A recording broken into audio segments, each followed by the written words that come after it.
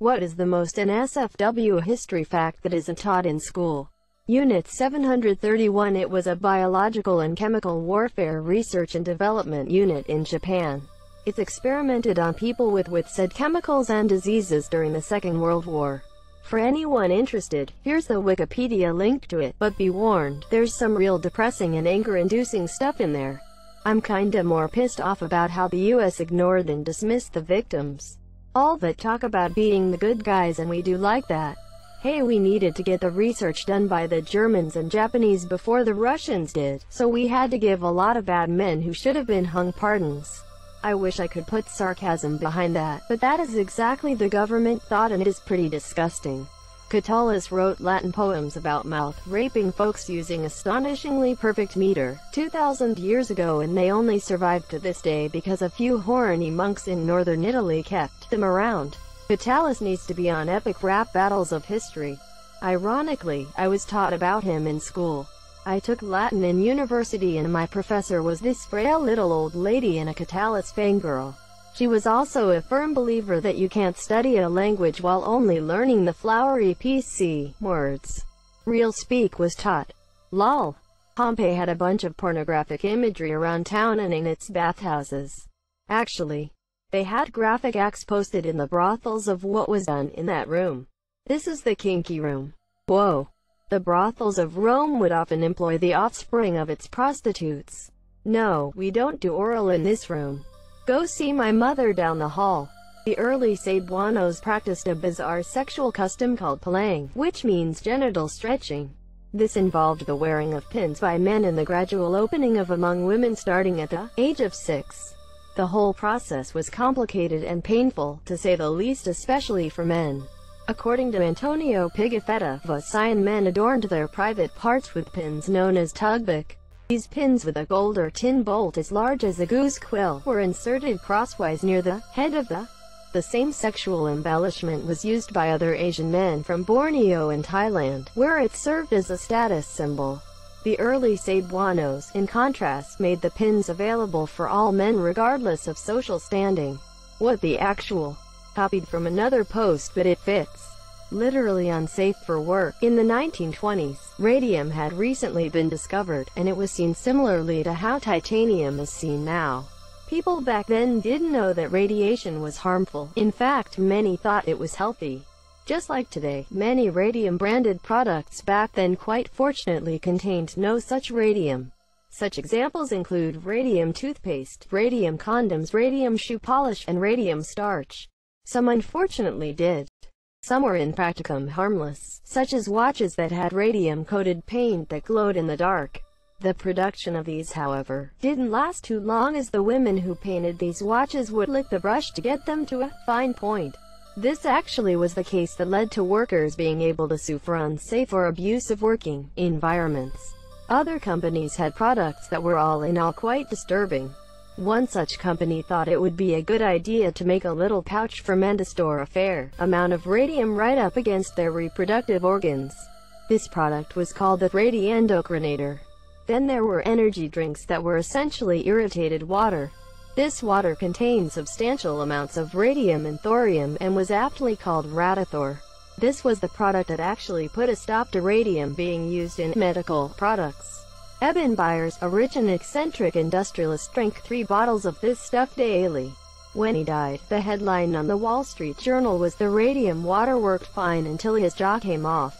Nice to know that blatant consumerism isn't exclusively a product of the 21st century. I learned that in 8th grade history. Interesting. I guess it depends on the school system. The Lewis and Clark expedition slept their way across the continent with all of the Native American tribes they came across. The book I read said men would present their naked wives to the expedition, trying to impregnate them. They believed it would grant them powers. Take my wife, please. Picked up babies and hit them against the wall until they were no longer recognizable as anything human. Sick. Humans can be terrible. Not exactly limited to. Baby smashing has been a very common occurrence throughout history. Exactly. Quite famous one is Cambodian baby killing tree. https://n.m. Wikipedia. Org. Wiki. Shankari _tree. How Anne Frank wrote some sexual jokes in her diary. She also had some same fascinations. During the genocide committed by the UK in Kenya, they used a device that would crush a person's before cutting them off. The Eastern Front of WW2 in Europe was absolutely horrific from beginning to end. The Germans saw the Slavic people as subhuman creatures occupying land that belonged to Aryans by right. Germans took so much land so quickly and so unexpectedly that Russian forces were actually pretty compliant and surrendered by the division at first.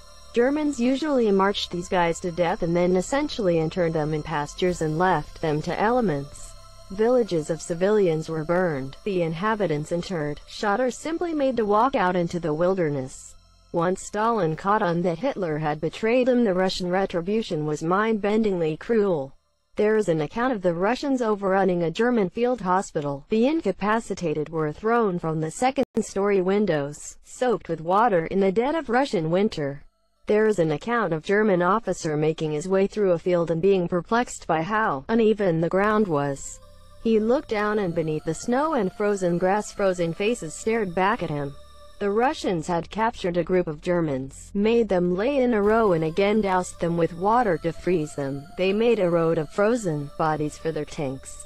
I don't like to compare bad times, but the Eastern Front isn't talked about a lot in the U.S. And that was bonkers. Not necessarily most NSFW, but pretty funny. Interesting. There was a plant that grew in the Mediterranean that served as a natural aphrodisiac in birth control. The Romans used it so much that the plant is basically extinct and can't be found anywhere nowadays. The Caesar apparently had entire storage units filled with it.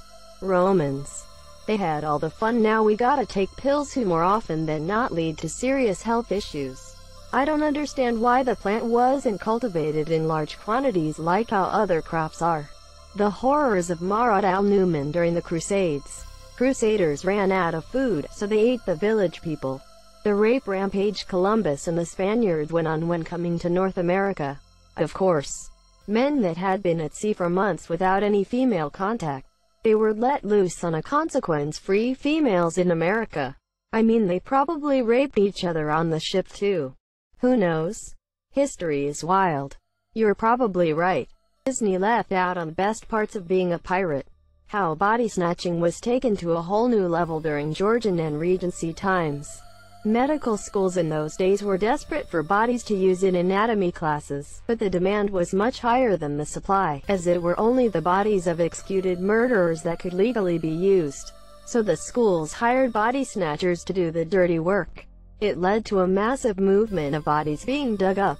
Men, women, and children. They were almost more valuable after death than they had ever been during their lifetimes. At some point, certain body snatchers got as far as to kill people themselves in order to sell the bodies. Authorities, of course, didn't really enjoy this, so in 1832 the Anatomy Act was issued. According to this act, the medical schools could take all unclaimed bodies from those who died in hospitals, prisons, and workhouses. And as you may have guessed, this was really only the case for the poor classes. People who didn't have anything during their lives, now didn't even get to own their bodies in death. Doctor, rich people need bodies. Body snatchers go from stealing bodies to killing people. Government solves the problem by making working class corpses free real estate. Your mom had. The average mom in a healthy marriage is statistically having way more unprotected with her boring husband than a 22-year-old male that gets all the ladies. That's right, 37-year-old Jen in the gym clothes, toddler in the cart, and messy bun at Whole Foods gets her bang on whenever she wants it. Lol, my wife is a 37-year-old woman named Jen with a toddler who goes to Whole Foods. Prefers Target though. What are the chances? Also, she has about once every 2 weeks, which is probably more than she wants. Source: I'm physically present when it happens. That the war in Vietnam wasn't a smart war. Hundreds of thousands of men died because the government failed to pull out. Lots of bad things happen when peeps fail to pull out. During the Victorian era, women were banned from singing in the churches, which led to the castration of choir boys. I'm surprised no one mentioned the where 40k plus Chinese civilians were killed by the Japanese army, military.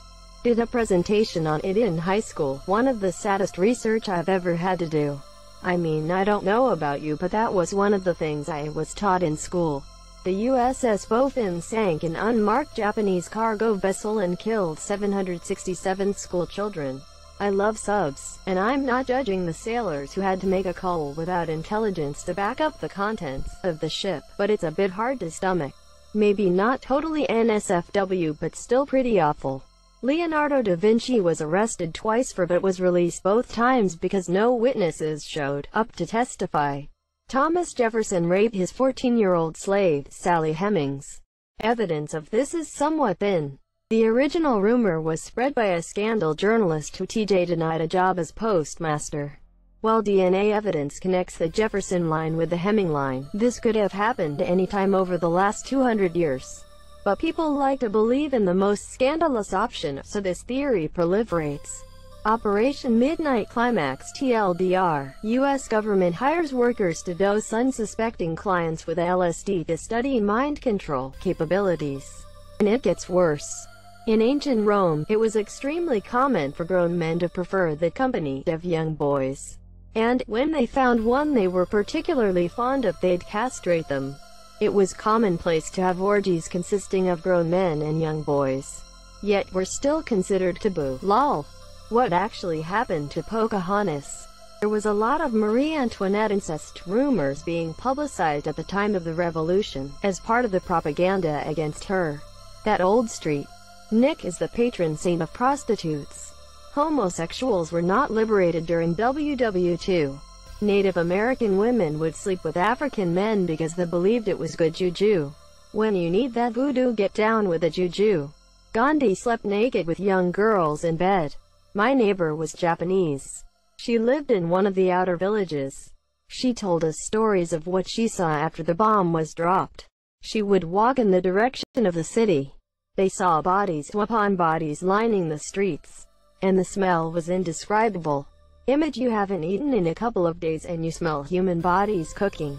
Talk about with your mind and Morales. The fallout caused my neighbor to be unable to have children. She has since passed away. Boy, do we miss her.